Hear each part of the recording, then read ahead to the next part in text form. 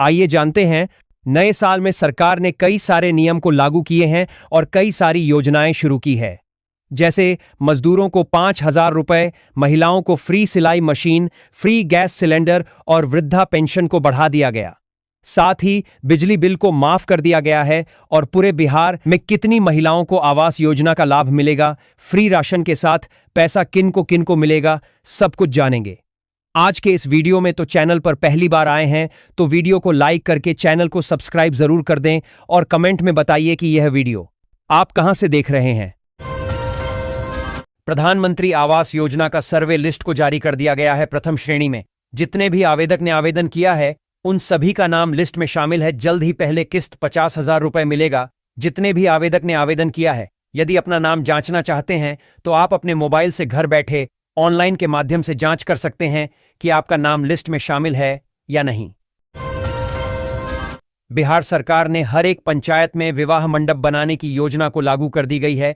2026 में ही बनकर तैयार हो जाएंगे। हर एक पंचायत में बेटियों के विवाह के लिए विवाह मंडप और बेटियों के कन्यादान की राशि भी नीतीश सरकार ने बढ़कर 5,000 रुपए से 10,000 रुपए कर दिया है। साथ ही भारत सरकार की ओर से हर एक बेटियों को जो गरीब परिवार से है उनके लिए भारत सरकार ने यह योजना लाई है, जिसके तहत बेटियों को 85,000 रुपए विवाह के लिए मिलेंगे।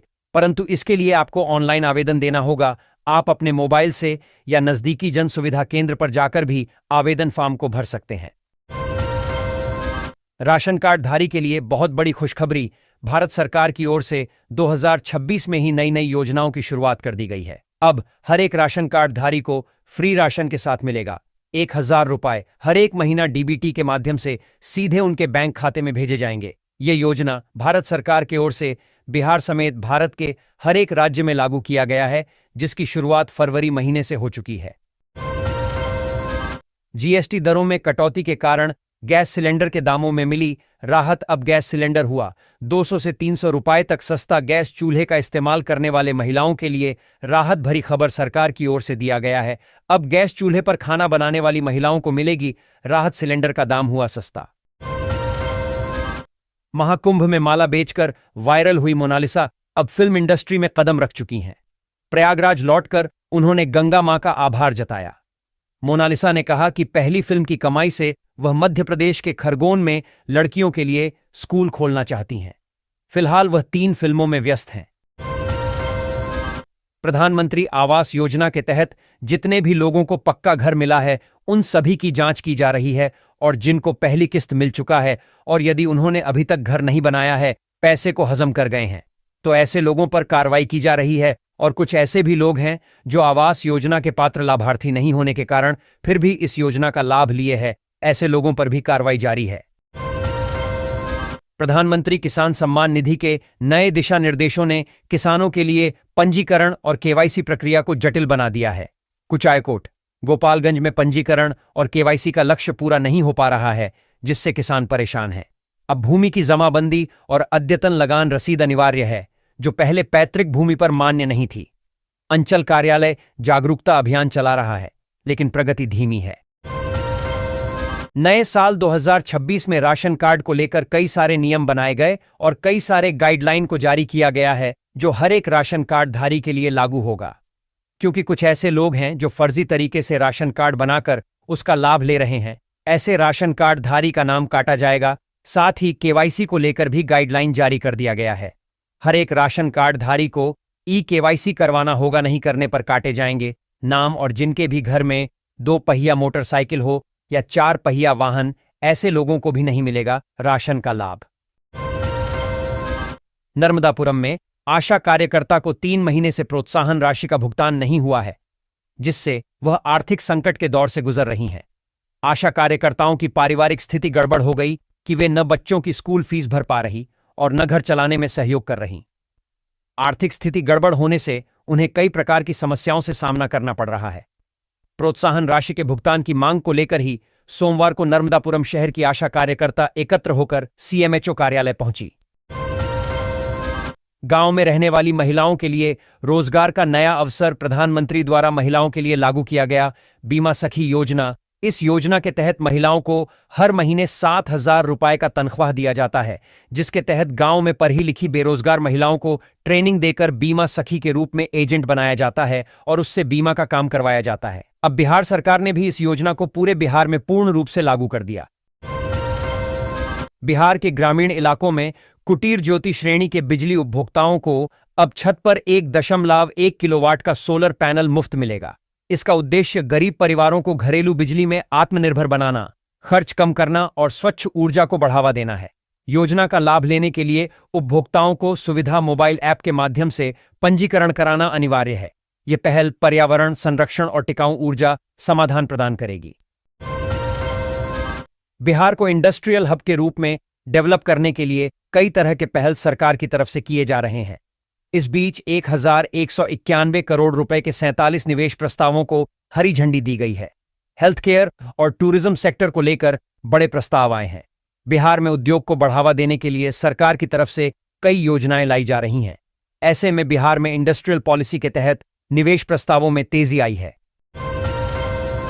बिहार सहित देश में जितने भी बेरोजगार महिलाएं हैं, चाहे वो पढ़ी लिखी हो या ना हो, ऐसी महिलाओं के लिए भारत सरकार ने फ्री सिलाई मशीन योजना को लागू किया है, ताकि बेरोजगार महिलाएं सिलाई का काम करके अपने घर को सही रूप से चला सके। हमारे भारत देश में अनेक लोग बेरोजगार हैं।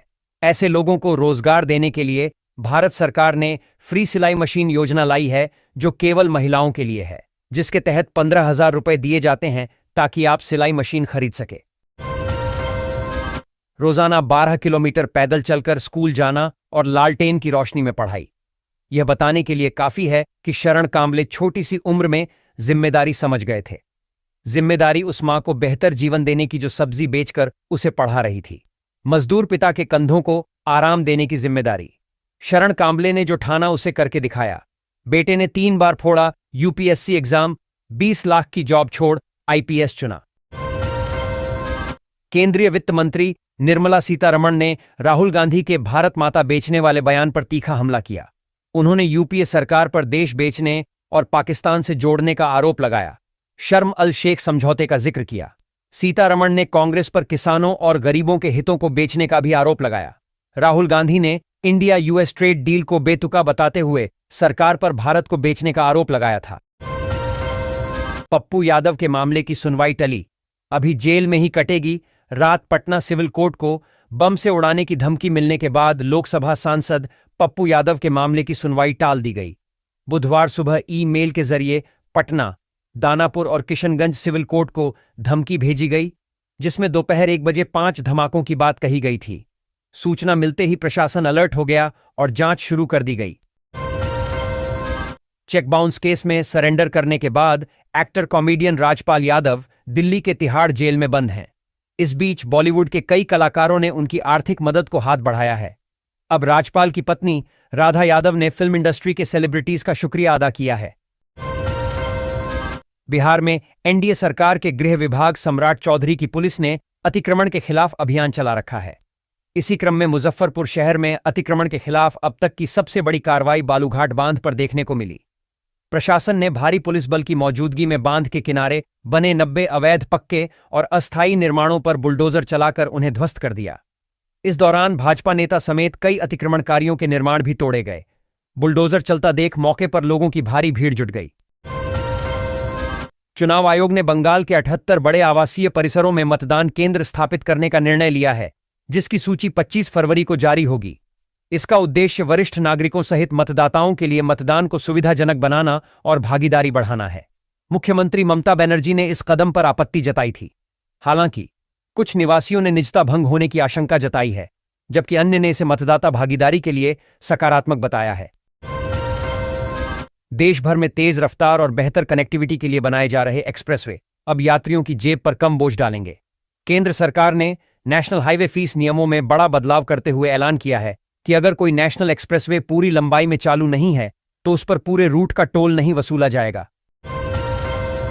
कटिहार के भवाड़ा पंचायत के लोगों ने प्रशासन की आंखें खोलकर रख दीं।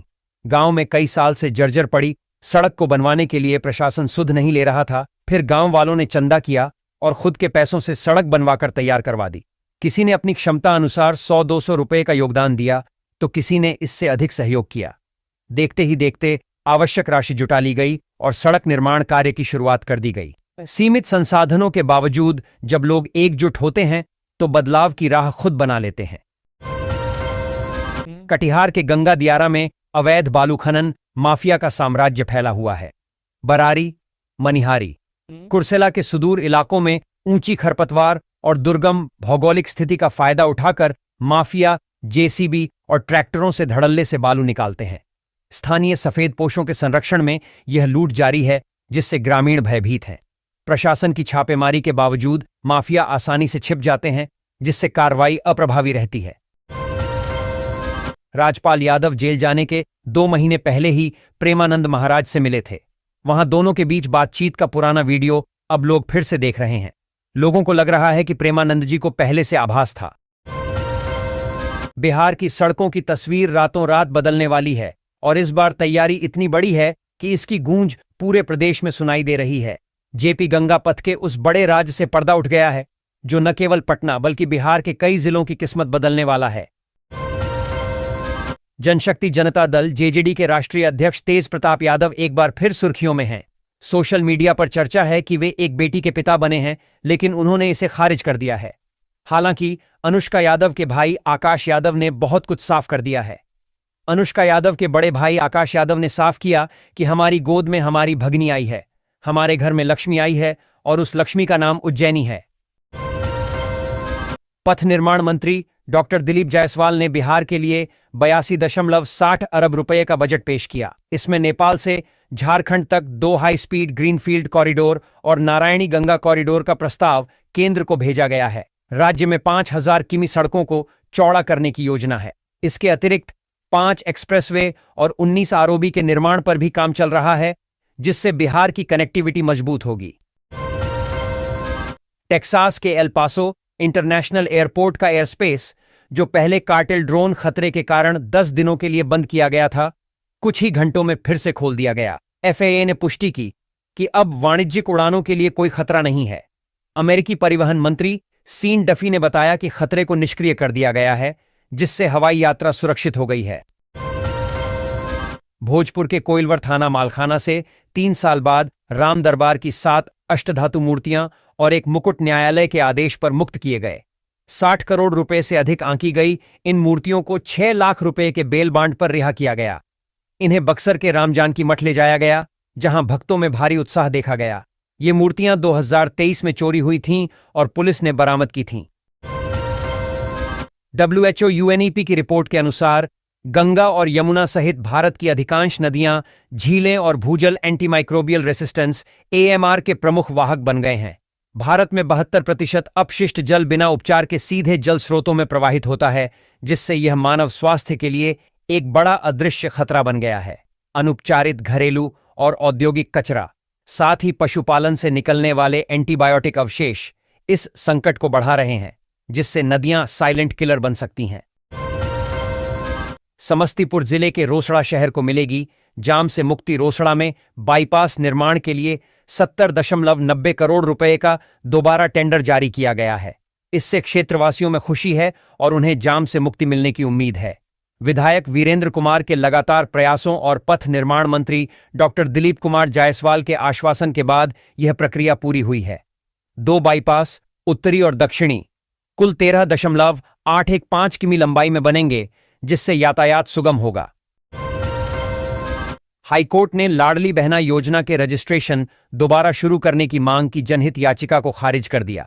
याचिका में कहा था कि योजना का रजिस्ट्रेशन बंद होने से पात्र महिलाओं को इसका लाभ नहीं मिल पा रहा है। योजना के तहत 21 से 60 वर्ष आयु वर्ग की महिलाएं पात्र हैं, लेकिन 20 अगस्त 2023 से रजिस्ट्रेशन बंद कर दिए गए थे, जिसके कारण नई पात्र महिलाएं योजना से वंचित हो रही हैं। बिजली चोरी के खिलाफ अभियान के तहत जमुई के सोनो प्रखंड के डोकली गांव में एक आटा चक्की मालिक पर बड़ी कार्रवाई हुई है। राजीव कुमार नामक उपभोक्ता मीटर से पहले मुख्य लाइन से बिजली चोरी कर चक्की चला रहा था। विद्युत विभाग ने औचक निरीक्षण में यह खुलासा किया। विभाग ने उपभोक्ता पर 3,0,1,4,0,7 रुपये का जुर्माना लगाया और सोनो थाना में केस दर्ज कराया है। विभाग ने चेतावनी दी है कि बिजली चोरी के खिलाफ सख्त कार्रवाई जारी रहेगी। केंद्रीय मोटर वाहन नियमावली 1989 में संशोधन कर यातायात नियमों को सख्त किया गया है। अब चालान का भुगतान समयबद्ध होगा, अन्यथा ड्राइविंग लाइसेंस और वाहन पंजीकरण निरस्त हो सकता है। 1 जनवरी 2026 से 1 साल में 5 या अधिक उल्लंघन पर डीएल रद्द होगा। चालान पर आपत्ति के लिए 45 दिन मिलेंगे, जिसके बाद भुगतान अनिवार्य होगा। लंबित चालान पर डीएल-आरसी संबंधी आवेदन नहीं निपटेंगे। एक रसोई से चल रहा है 22 महिलाओं का घर। सीतामढ़ी में पुलिसकर्मियों को भी मिल रहा है पौष्टिक भोजन। मीना देवी बताती हैं कि उन्हें 6 महीने पहले इस रसोई में काम करने का अवसर मिला। इससे पहले वे घर पर ही रहती थीं और परिवार की पूरी जिम्मेदारी मजदूरी करने वाले पति पर थी। अगर किसी दिन काम नहीं मिलता था तो खाने तक की चिंता हो जाती थी। कर्ज का बोझ भी था। अब हर महीने 7,500 रुपये की आमदनी से घर का खर्च आसानी से चल रहा है। मुजफ्फरपुर बरौनी NH 1-2-2 फोरलेन परियोजना के तहत मुशहरी, कुढ़नी और सकरा अंचल के 36 गांवों में भूमि सीमांकन शुरू हो गया है। यह प्रक्रिया 1-9-6-0-6-5 के राजस्व नक्शों पर आधारित है, जिससे निर्माण कार्य सुचारू रूप से आगे बढ़ सके और भविष्य में विवाद न हो। यह परियोजना यातायात को सुगम बनाएगी, व्यापार को बढ़ावा देगी और क्षेत्रीय कनेक्टिविटी मजबूत करेगी। कम आय वर्ग के यात्रियों के लिए शुरू हुई अमृत भारत ट्रेनों में अब आपातकालीन कोटा, वीआईपी कोटा भी उपलब्ध होगा। धनबाद से गुजरने वाली हावड़ा, आनंद विहार, अमृत भारत एक्सप्रेस सहित 7 या अधिक स्लीपर कोच वाली ट्रेनों में 24 सीटें आपात कोटे की होंगी। वंदे भारत स्लीपर में भी कोच श्रेणी और दिनों के अनुसार कोटा निर्धारित किया गया है, जिसे जोनल रेलवे मांग के आधार पर समायोजित कर सकेंगे। छितौनी तमकुही नई रेल लाइन परियोजना के निर्माण कार्य में तेजी आई है। पहले चरण में उत्तर प्रदेश के छितौनी से बिहार के मधुबनी पंचायत तक लगभग 25 किलोमीटर रेल लाइन बिछाई जाएगी। जटहा बाजार के पास गार्टर की आपूर्ति की गई है। पनियहवा से छितौनी तक ट्रायल सफल रहा है। 2007 में शुरू हुई यह परियोजना अब फिर से गति पकड़ रही है, जिससे स्थानीय लोगों में उम्मीदें जगी हैं। पटना औरंगाबाद हरिहरगंज सड़क को 4 लेन में बदला जाएगा। बढ़ती यातायात को देखते हुए इस महत्वपूर्ण राष्ट्रीय राजमार्ग 139 के चौड़ीकरण के लिए विस्तृत परियोजना रिपोर्ट DPR तैयार की जा रही है। पथ निर्माण मंत्री दिलीप जायसवाल ने विधानसभा में इसकी जानकारी दी। बताया कि केंद्र सरकार ने DPR की मांग की है। पूर्व नियोजित कार्यक्रम के तहत मंगलवार को दक्षिण पूर्व रेलवे के महाप्रबंधक अनिल मिश्रा मनोहरपुर रेल क्षेत्र में करीबन 1 करोड़ रुपए की लागत से बने RPF बैरक का ऑनलाइन उद्घाटन करेंगे। इसे लेकर यहां सभी तरह की तैयारियों को अंतिम रूप दिया जा रहा है। यहां बैरक के परिसर की साफ सफाई का कार्य किया जा रहा है। रेल सूत्रों से मिली जानकारी के मुताबिक इस बैरक में रहने के लिए कुल 7 कमरे हैं, जिसमें 40 लोग रह सकेंगे। वहीं पिछले हिस्से में किचन और डाइनिंग रूम है।